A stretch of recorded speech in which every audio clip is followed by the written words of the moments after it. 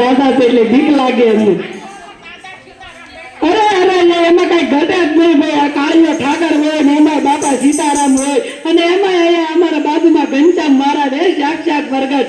એટલે અમારા હાથે કાંઈ ઘટે નહીં. ને આ ગોપિયું જુઓ તમે કેટલી બેઠ્યું છે. એમાંય મારો હિંડવા પીર ને ભાઈ અલગ ધણી. તમે બધા ભાગશાળી તો બોલશો એ તો જોવાય જ કે તમારે પણ ગૌશાળા જ નથી જવું પડતું. આખું ગૌધામ જ તમારા આંગણે આવે. એટલા બધા ભાગશાળી છો. પોરે પણ જો અમે અહીંયા કેટલો મસ્તીનો સત્સંગ કરી જ્યાં આપણે આ બેનની ઘરે અને એને પણ અમને રામદેવ પીર આપ્યા ને તે પછી તો હિંડવા પીરે અમારું કે વાણ અમારું ડૂબવા નથી દીધું.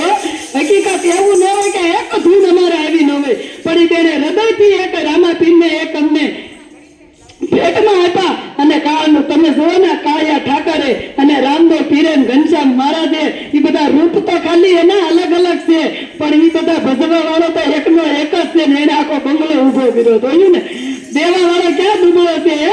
લેવા વાળો તો બે હાથ વાળો છે પણ દેવા વાળો તો 1000 હાથ વાળો છે.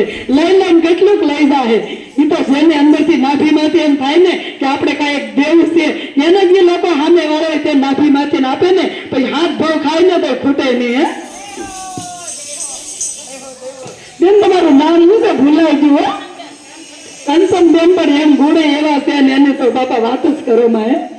કાંઈ વાંધો નહીં. અમારા પગલા પડ્યા અને તમારું ઘર પાવન થયું ને એવા અમારા પણ ધૂમ સત્સંગ એવા પાવન જ થયા છે. આપણે એક ગૌશાળા હતું અમારું આખું આ મંડળ એક બેનું ભગવો પહેર્યો છે ને એ ગૌધામમાં સેવા કરવા માટે ગાયની સેવા માટે આ બેનો એ ભગવો પહેર્યો છે. કેમ કે ખરેખર એક ગાય છે ને એ આપણા દેશનો જીવ છે. હું તો એમ કહું આ ભારત દેશનો પ્રાણ છે ગાય માતા. અને ગાય માતા હશે ને ત્યાં સુધી આપણો દેશ આગળ રહેશે. જ્યારે ગાય માતા ખતમ થઈ જાય ને તે આપણો દેશ ખતમ થઈ જાય. પણ ખરેખર આપને જો ભગવાને મનુષ્ય દેહ મળ્યો હોય ને તો કાંક આવું સત્ય કાર્ય કરી લેજો. કેમ કે ઘણા તમે જોવો પંજાબમાં એટલો વરસાદ પડ્યો ને તો કેટલાય પુલો તોડીને હેઠા પાડ્યા. કેમ કે આ કાળિયા ઠાકરને તો હવે એના ભાવ જ ભજવવાના છે. કેમ કે કળયુગ અત્યારે હળવતો છે અને ભગવાનને નવી સૃષ્ટિનું સ્થાપન કરવું છે તો એને પણ આ મેલો માલ કાઢવો પડશે. નવા માલ ભરવા હોય તો જૂનો માલ આપણે પણ કાઢી નાખી છે. તો ભગવાનને આજે એવું છે કે એને નવો માલ ભરવો છે ને ત્યાં જૂનો ગમે એમ કરીને પાય માલ કરશે. અને તમે ઘણો જુઓ તો કેટલાય તણાઈ જશે. ભગવાન એમ કે હજી તો હળવતો કળયુગ આવશે પણ તમે હજી શેકી જાઓ. એમ હજી આ બાજી તમારા હાથમાં છે કે મારા હશે ને એને હું આ કાંઠેથી ઓલા કાંઠે પાર ઉતારી દઈશ. બાકી તો બધા ડૂબીને ખતમ થઈ જવાના છે. એટલે ભગવાનને વાલા બનજો. અને કૃષ્ણ ભગવાને તો એટલે એમ કીધું છે કે ઘણા બહેનો એમ કે મારે કૃષ્ણ હારે રમવું છે, મારે કૃષ્ણની હારે ગોપિયું ઘણા એમ કહેતા હોય કે એના મુરલીનો નાદ મારે સાંભળવો છે. અને જેવું કૃષ્ણ ભગવાનનું જીવન છે ને એવું જ અમારે કરવું છે. પણ ખરેખર એના ગાવાથી તમારું જીવન ઉટકીને ઉજળું નહીં થાય પણ તમારે એના વિચારો છે જે કૃષ્ણ ભગવાનના ને એ સતગુણો છે એ સતગુણોને તમારી અંદર ઉતારવાના છે. અને પછી એના જેવું તમારે જીવન જીવવું હોય ને તો ભગવાન કહેતા હતા ને કે કૃષ્ણ ભગવાને કેટલી મધુર મોરલી વગાડી હતી. પણ એ મધુર મોરલી વગાડી હતી ને એવી જ વાણી આપણા મુખ દ્વારા નીકળવી જોઈએ કે હે ભગવાન કે હું એ પણ તારું આવું એક મસ્તીનું તે સંગીત વગાડ્યું છે એવું જ હું મારા મુખથી હું જે કાંઈ બોલીશ ને એવી મીઠું મધુર વાણી બોલીશ કે સામે વાળાને વાણી સાંભળવી ગમે અને એ લોકોને પણ એવો અવાજ એને કાને જાય અને એ પણ મધુર અવાજ હોય એનાથી એનું જીવનને ઉટકીને ઉજળું કરે. ભગવાન એમ કે તમને બે આંખો આપી છે તો કૃષ્ણ ભગવાન કેવું જોતા હે તો તમે પણ એવું જોવો કે કૃષ્ણ ભગવાન છે ને કોઈની અંદર નિંદા ન કરતા, અદેખાઈ ન જોતા, અવગુણ ન જોતા. કૃષ્ણ ભગવાને ભક્તની અંદર ક્યારેય આવું જોયું નથી. પણ તમને ભગવાન એમ કહે છે કે તમારી આંખો છે ને એ મારા જેવું બનવું હોય ને તો તમારે આ દ્રષ્ટિ કરવી જોઈએ કે કોઈની અંદર અવગણ ન ગોતો. એક ગુણ તો માણસની અંદર હોય ને હોય હારો. અને એક જ ગુણ તમે જુઓ, ભલે એક જુઓ પણ એનો હારો ગુણ જોજો, એનો અવગુણ ક્યારેય ન જોશો. અને કોઈ પણની નિંદા ટીકા એ કરવું ને એ આપણામાં નથી. તમારે કૃષ્ણ ભગવાન જેવું જ બનવું હોય તો આ બધું અંદર તમારા વિચારો છે ને નાબૂદ કરવા પડશે. તો એ ભગવાન જેવું બનાવે. ભગવાન એટલી બધી મધુર મોરલે એટલે તમને સમજાવવા માટે વગાડી હતી કે હું વગાડું છું ના ગોપીને કેવી ગમે છે. તો કોઈ પણ તારા મુખ દ્વારા વાણી કાઢને એ મધુર મોરલી જેવી કાઢજે કે હાના વ્યક્તિ વાળાને વાગે નહીં. એને પણ ગમે કે નાના હજી બોલે તો સારું. અમુક જોજો બેન બોલતા હોય ને તો આપણે એમ તો બેન પાસે ક્યાં બેઠા લાઈવ ઉભા થઈને બીજા પાસે ગયા હોય. કેમ કે એની વાણી એવી હોય કે કડવી હોય એટલે એ બોલે ને એ ઘા સીધો આપણને આપણી સાથીએ વાગે અને જિંદગીમાં સમય વિયો જાય પણ એ દાગ ક્યારેય જાતો નથી. જે વાણી બોલાઈ ગઈ છે ને એ બોલાઈ ગયેલું થૂકેલું ગળાતું નથી પણ એના ઘા છે ને એ આપણે જીવી ત્યાં ઊંધી રહી જાય છે. એટલે ભગવાને કીધું ઓછું બોલજો પણ સારું બોલજો કે સામે વ્યક્તિ વાળાને ખોટું ના લાગે કે એના હૃદયની અંદર એમ થાય નાના મને આ બોલે બહુ ગમે છે. એને પ્રેમ આપજો અને પ્રેમથી ભગવાન રીઝે છે. બાકી આમ ક્યાંય ભગવાન રીઝતો નથી. તમારે અવગુણે બોલવા ને ગુણે બોલવા, સારું બોલવું ને નવરું બોલવું, ખોટું બોલવું ને હાસું બોલવું, રબ તો બધા એકને એક જ છે. તો થોડુંક જીવવું છે તો તમે સારું જીવન બનાવજો. ઉઠકીને ઉજળું થાય એવું કે ભગવાને અત્યારે જો સ્વર્ગની અંદર બે દરવાજા છે, એક નરકનો છે અને એક સ્વર્ગનો છે. જ્યાં સ્વર્ગનો દરવાજો છે ને ત્યાં સ્વયં ભગવાન ઉભા છે કે જેટલા મારા ભક્તો છે ને એ બધાનું આ સ્વાગત કરવા ઉભો છું. અને જે નરક જેવું જીવન આ દુનિયામાં જીવી રહ્યા છે ને એને પણ નરકના દરવાજે મોકલે છે કે તું આયા વયા જા, તું ના સ્વર્ગ જેવું હતું તો તું ત્યાં પણ નરક જેવું જીવન આવી છે. એટલે તને અહીંયા પણ સ્વર્ગમાં જગ્યા મળશે નહીં. તમે અહીંયા સ્વર્ગ જેવું જીવન જીવશો તો સ્વર્ગ પેલું આપણું આજ છે. અહીંયા જેવું જીવા હશો ને એવું તમને પરલોકમાં જીવવા મળશે.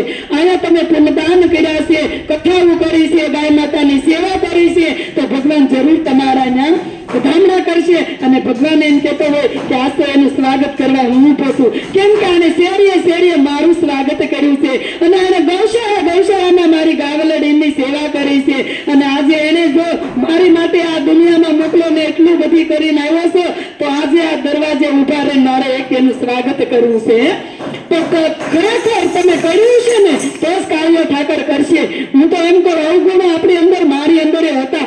આપણે બધા જન્મ એટલે દૂધે ધોયેલા હોય જ નહીં કોઈ, પણ આપણા જીવનને ઉઠકીને ઉજળું કરવાનું છે કે ક્યાં સુધી તો કે ભગવાનને દેખી કે ને આપણે ઉઠકીને હા ઉજાવા થઈ જાવું ને એટલે આપોઆપ કાયા ઠાકરની નજર આપણી ઉપર પડશે.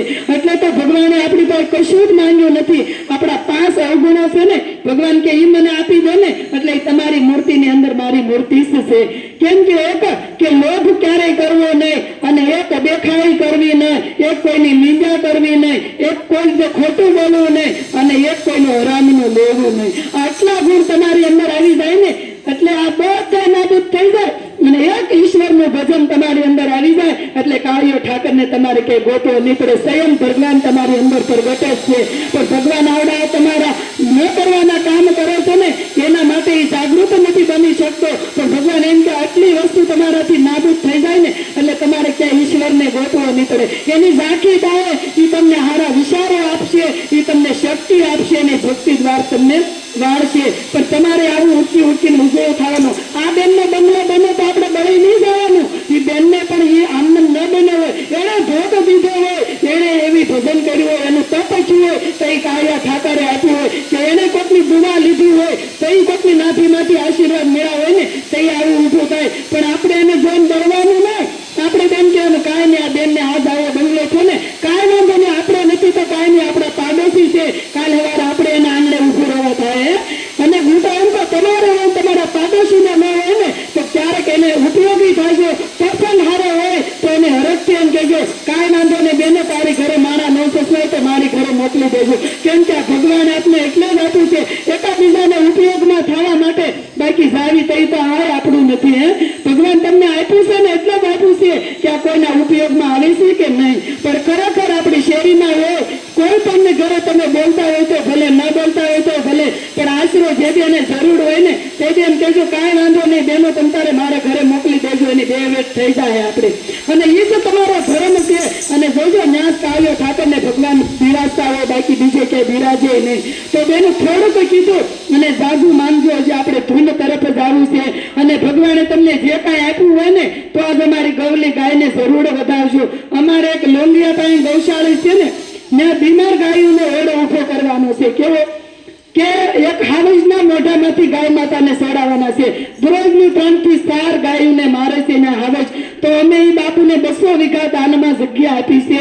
એ કોઈ બીજો ન હોય, કાળિયો ઠાકર જ હોય, નગર આપણે શેઢા આટુથી ભાઈનો ખૂન કરી નાખી.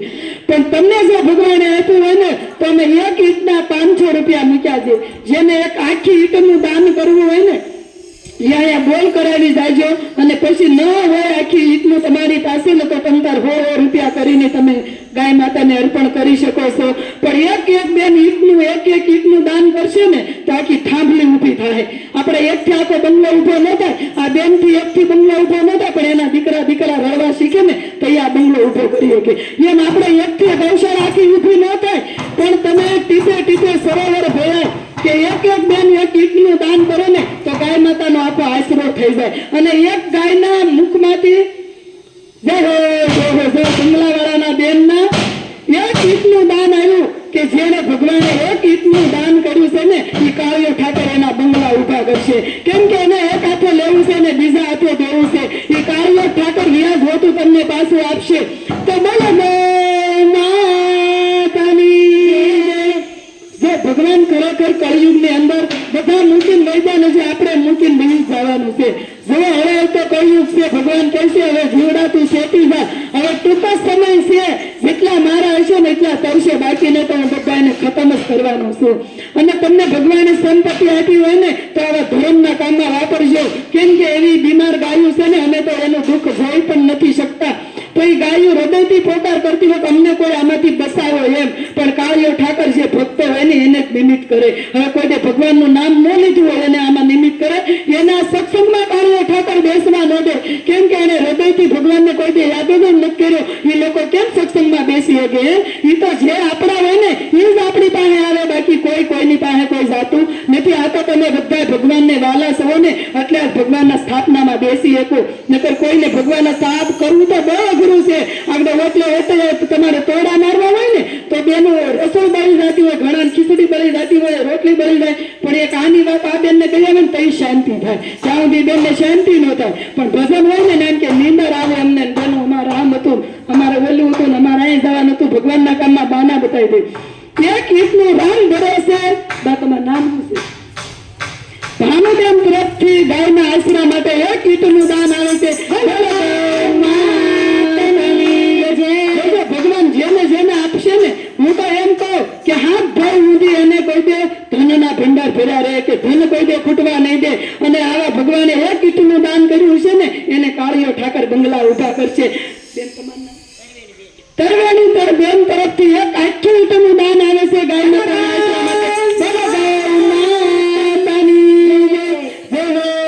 કાળિયા માતાનો સદાય તમારા બધા ઉપર આશીર્વાદ રહે અને સદાય આવા ધર્મના કામમાં રૂપિયા વાપરતા રહો. શિલ્પાબેન તરફથી આખી એક ઈંટનું દાન આવે છે. બોલો ગૌ માતાની જય. મયુરાબેન અરે એમાં કઈ ઘટે નહીં, તો ભગવાને એને નિમિત્ત કર્યા હોય ગાય માતાને તો જ આ બેનું સત્સંગ અમારા ગૌશાળા જવાનું હતું. મેં ઓડિયો મૂકી દીધો તો સેવામાં, પણ આ કાળિયા ઠાકરને કદાચ ખબર હશે કે મારા આ બેનુંને આમાં નિમિત્ત બનાવાશે. જોજો ભારત દેશની અંદર એક કોઈ ધામ ન બન્યું હોય ને એવું ગૌમુખી ધામ બની રહ્યું છે. પછી તો એ શેરીએ નામ એનું ગુંજ છે. તો એ તમને ખબર પડશે કે આ ગૌશાળાની અંદર તો અમે દાન આપ્યું છે. એ શેરીએ અને તમારે ટીવીમાં પણ આવશે, ફોનમાં આવશે, અને તઈ તમને એમ થાય કે નાના અમે અહીંયા ગાયોને ખરેખર બુજ્યું છે.